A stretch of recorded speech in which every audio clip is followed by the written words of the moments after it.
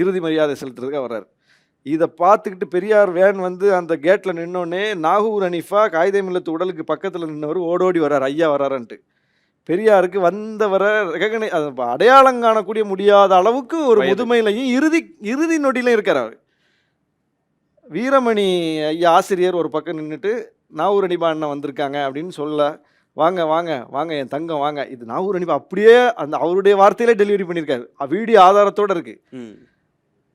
அவர் ஒரு பக்கம் இவர் ஒரு பக்கம், 2 பேருமா தாங்கிக்கிறாங்க, கூட்டு வராங்க காயிதே மில்லத்தை பார்க்கறதுக்காக, உடலை மரியாதை செலுத்துறதுக்காக. வர்ற வழியில் பெரியார் கண்ணீர் சிந்தி அழுதுகிட்டே, தம்பி போயிட்டீங்களா, தம்பி போயிட்டீங்களா, இனி இந்த மக்களை யார் காப்பாற்றுவா, இது மாதிரி ஒரு தலைவர் இந்த மக்களுக்கு இனி யார் கிடைப்பா, அப்போ எந்த மக்களை காப்பாற்றுறதுக்கு, அப்போ அந்த மக்களின் மீது கரிசனம் உள்ள ஒரு தலைவன் தானே இந்த கண்ணீர் வடிப்பான்.